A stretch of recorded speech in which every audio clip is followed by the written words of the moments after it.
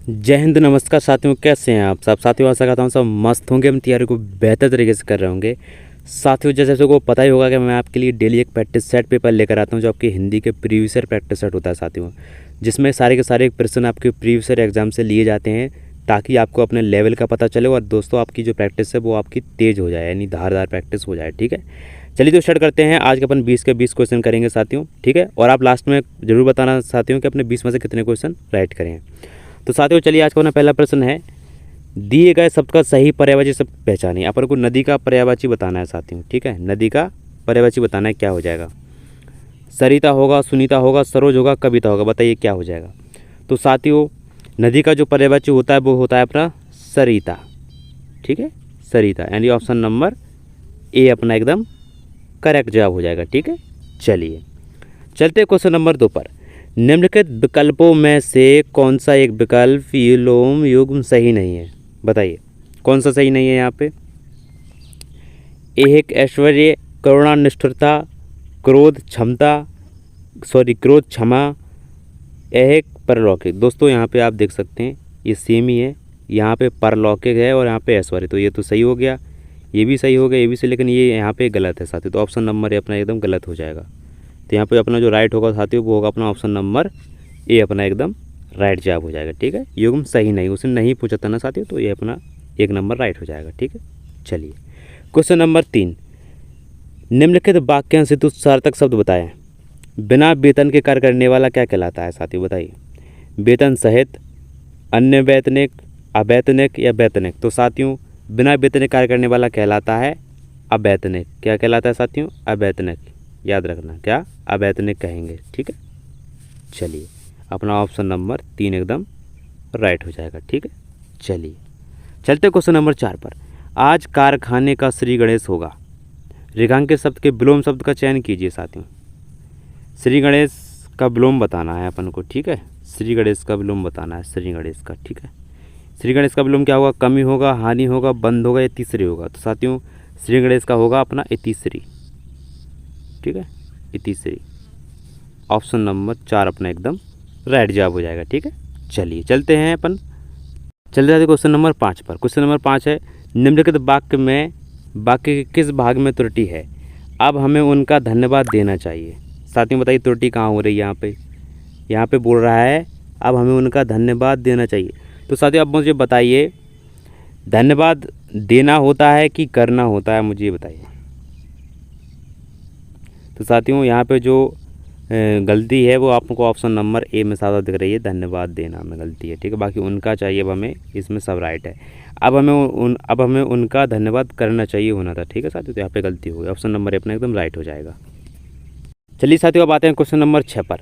निम्नलिखित विकल्पों में से कौन सा एक वाक्य वर्तनी की दृष्टि से अशुद्ध है? पढ़िए साथियों उसको। आज रेणु का व्याख्यान होगा, पुस्तकों का एक सूची पत्र दे दें। दृष्टि से अशुद्ध है, ये तो अशुद्ध ही होगा। पुस्तकों को एक सूची पत्र दे दें, वस्तुओं की कीमतें बढ़ रही हैं, वह अब निरोग, ये भी गलत लग रहा है साथियों, ये भी और ये भी। इसमें जो वर्तनी दृष्टि से राइट लिखा था तो ऑप्शन नंबर ए में लिखा है आज रेणु का व्याख्यान होगा, ये एकदम राइट हो जाएगा। ठीक है, चलिए क्वेश्चन नंबर 7। निम्नलिखित मुहावरे का उचित अर्थ लिखें। अक्ल के अंधे को क्या कहेंगे साथियों? बताइए क्या कहेंगे अक्ल के अंधे को? तो साथियों बताइए इसका राइट जवाब क्या हो जाएगा? अक्ल के अंधे का क्या होगा? तनाव में आना, बुद्धिहीन, पागल होना या दस्त खोना। तो साथियों अक्ल के अंधे का वो होगा अपना बुद्धिहीन, यानी ऑप्शन नंबर बी अपना 2 अपना एकदम राइट हो जाएगा, बुद्धिहीन। ठीक, चलिए चलते क्वेश्चन नंबर 8 पर। दिए गए शब्द का उचित विलोम शब्द चुनिए। अथ का विलोम क्या होगा साथियों? बताइए। अथा होगा, इति होगा, इत्यादि होगा या अति होगा? बताइए साथियों। अथ का विलोम होगा इति, ऑप्शन नंबर 2 अपना एकदम राइट हो जाएगा। ठीक है, चलिए चलते हैं क्वेश्चन नंबर 9 पर। निम्नलिखित वाक्यांश के लिए सार्थक शब्द चुनिए। जिसके आर पार देखा जा सकता हो उसे क्या कहेंगे? अपारदर्शी कहेंगे, पारंगत कहेंगे, पारदर्शी कहेंगे या पारलौकिक कहेंगे? बताइए साथियों। इसके आर पार देखा जा सके उसे कहेंगे पारदर्शी, ऑप्शन नंबर 3 एकदम राइट जवाब हो जाएगा। ठीक है, चलिए क्वेश्चन नंबर 10, निम्नलिखित वाक्यांश हेतु सार्थक शब्द का चुनाव करें। जो संविधान के प्रतिकूल हो उसे क्या कहेंगे? संवैधानिक कहेंगे, अनुकूल कहेंगे, संवैधानिक से संबंधित कहेंगे या संवैधानिक कहेंगे। तो साथियों प्रतिकूल का मतलब होता है कि वो उसके विरोध में है, यानी उल्टा चल रहा है, तो इसका जो मतलब होगा वो होगा अपना असंवैधानिक। ठीक है, असंवैधानिक होगा। ऑप्शन नंबर 4 अपना एकदम करेक्ट आंसर हो जाएगा। ठीक है, चलिए क्वेश्चन नंबर 11, निम्नलिखित में से एक वचन की दृष्टि से शुद्ध वाक्य क्या है? शुद्ध वाक्य देखना है एक वचन की दृष्टि। तो यहाँ पे पहला है कुछ महिलाएं बाजार जा रही हैं, ये तो हो गया अपना बहुवचन, ये तो बहुवचन गलत हो जाएगा। यह दोनों भाई बड़े समझदार हैं, ये तो बहुवचन हो गया। तुम्हें यह आदत छोड़ देनी चाहिए, मैंने नए कपड़े खरीदे, ये भी बहुवचन है। यहाँ पे जो राइट होगा ऑप्शन नंबर 3 अपना एकदम राइट हो जाएगा। ठीक है, चलिए क्वेश्चन नंबर 12, मुहावरे और उसके अर्थ के लिए सही विकल्प चुनें। उल्टी गंगा बहाना का अर्थ क्या हो जाएगा? प्रतिकूल होगा, प्रतिकूल कार्य होगा, उल्टा चलना या गंगा की तरफ जाना। साथियों इसका जो मतलब होगा वो होगा प्रतिकूल कार्य करना है, सॉरी उल्टी गंगा बहाने का मतलब है हाँ प्रतिकूल कार्य करना। ऑप्शन नंबर 2 अपना एकदम राइट हो जाएगा। ठीक है, चलिए चलते हैं क्वेश्चन नंबर 13 पर। भारत ने इस वर्ष यूरोप को गेहूं किया, बताइए क्या क्या?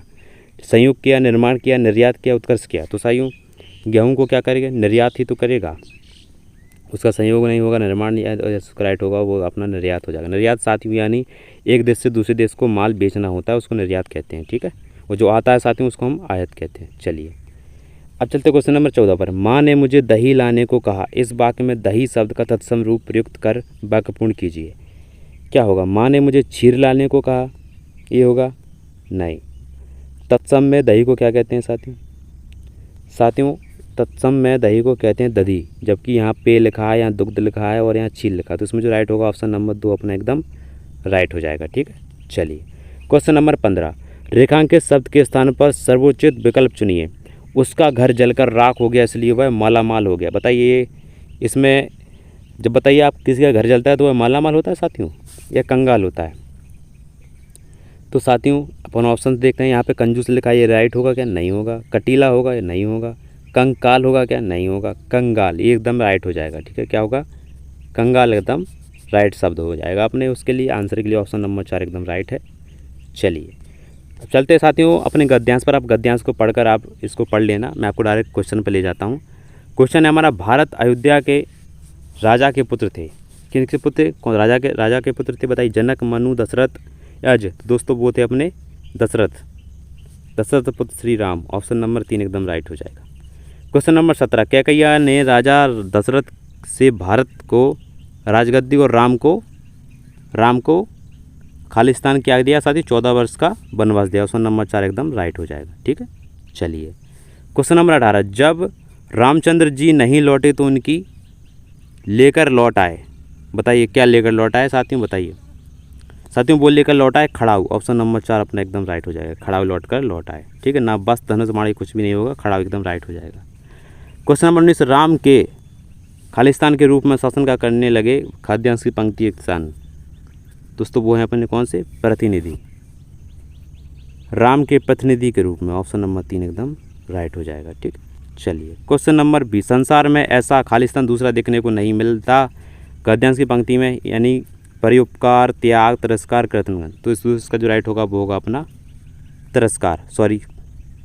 त्याग। ऑप्शन नंबर 2 एकदम राइट हो जाएगा। आप साथियों आप मुझे बताया आपने 20 में से कितने क्वेश्चन राइट करे हैं। ठीक है, जरूर बताना। और साथियों आपको वीडियो अच्छा लगा वीडियो को लाइक करें, शेयर करें, सब्सक्राइब करें। मिलते हैं अपन नेक्स्ट पैटर्न में नेक्स्ट वीडियो के साथ। तब तक के लिए जय हिंद, वंदे मातरम।